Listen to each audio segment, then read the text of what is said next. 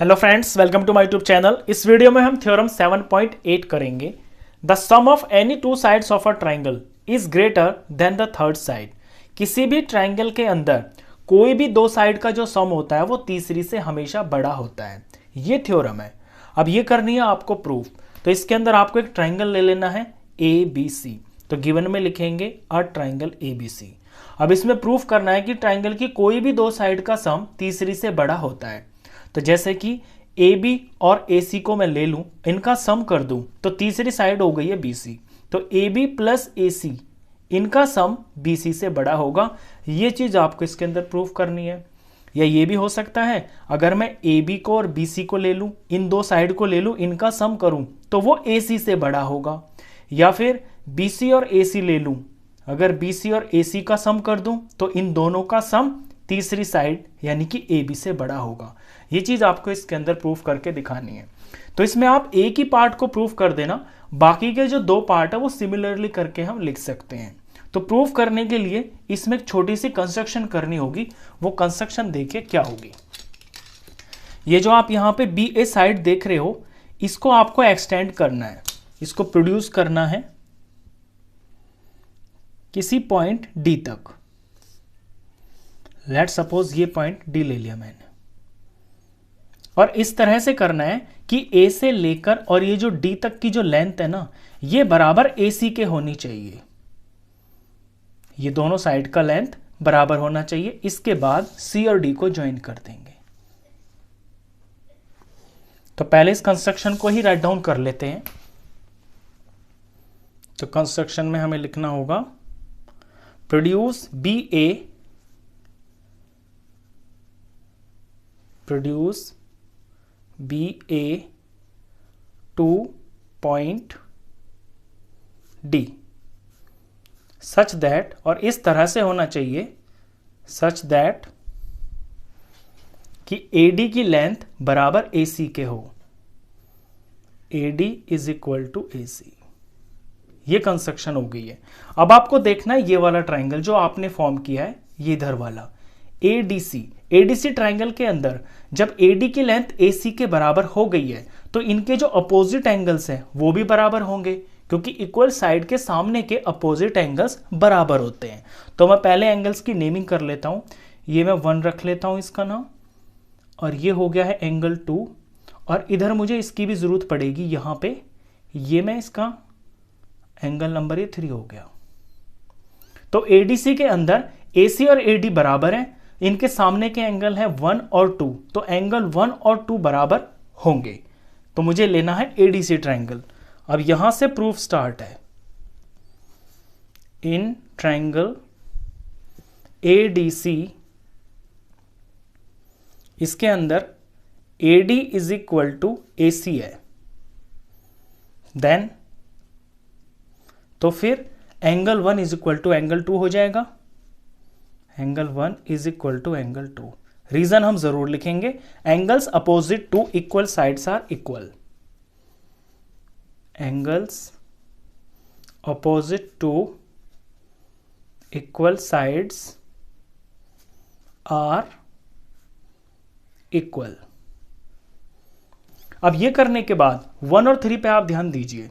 अगर 1 के अंदर मैं 3 ऐड करूंगा तो ये एंगल 2 से बड़ा ही आएगा।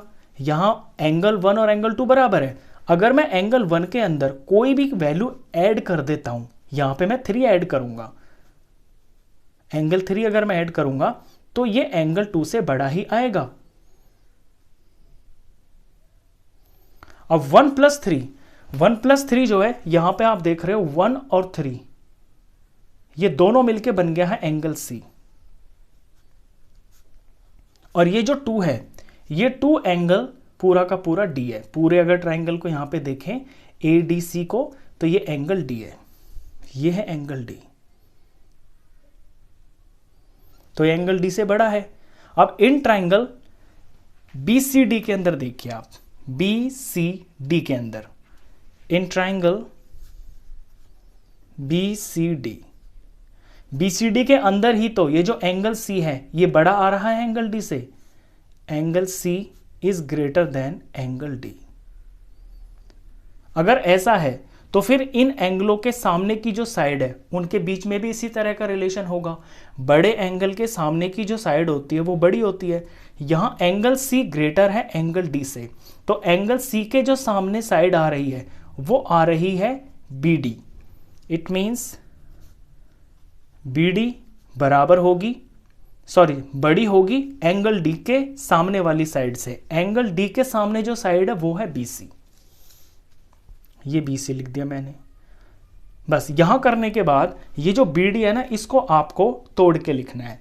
बी और डी देखिए ए बी से और ए डी से मिलके बनी है, तो इस बी डी को मैं इन दो पार्ट्स के अंदर ब्रेक करके लिख दूंगा। ये ए बी हो गया और ये ए डी हो गया, A B plus A D. ये बड़ा होगा बी सी से। यहां मैंने सेम टू सेम यही लिखा है। इसका रीजन यहां पे लिख देते हैं कि साइड बड़ी होती है बड़े वाले एंगल के सामने से, तो side opposite to larger angle is longer. तो बी डी को मैंने ब्रेक कर लिया, ए बी में और ए डी में is greater than B C. अब ए बी को तो मैं एज इट इज रखूंगा क्योंकि ए बी जो है ये मेरे मेन ट्राइंगल की साइड है। ए बी को मैं ऐसे ही रख लूंगा और ए डी की जगह मैं ए सी लिख लूंगा क्योंकि ए डी तो मेरे मेन ट्राइंगल में है ही नहीं, ए सी है। और ए सी में इसलिए लिख सकता हूं क्योंकि ए सी और ए डी ये तो इक्वल है बाय कंस्ट्रक्शन। तो इस ए डी की जगह पे मैं ए सी लिख लूंगा और ये ग्रेटर देन होगा बी सी के। बस अब आप देखिए, आपको यही तो शो करना था कि A B plus A C is greater than third side that is B C. तो ये हो गया हेंस प्रूव्ड। यहां पे आप ये रीजन जरूर लिखना कि ए डी की जगह ए सी लिखा है ना, ये इसलिए लिखा है क्योंकि A D is equal to A C है बाय कंस्ट्रक्शन। ये आपने प्रूफ कर दिया। मैंने बताया था कि आप इसमें से कोई भी एक पार्ट प्रूफ कर देना, बाकी के सिमिलरली करके हम लिख सकते हैं। तो अब हम सिमिलरली करके ही लिख देंगे। सिमिलरली वी कैन प्रूव, बाकी के जो दो पार्ट्स हैं, A B plus B C is greater than A C and B C plus A C is greater than A B. तो इस तरह से आपकी थ्योरम प्रूव्ड हो जाती है। क्वेश्चन खत्म। नेक्स्ट क्वेश्चंस के लिए नेक्स्ट वीडियो में मिलेंगे, तब तक के लिए गुड बाय।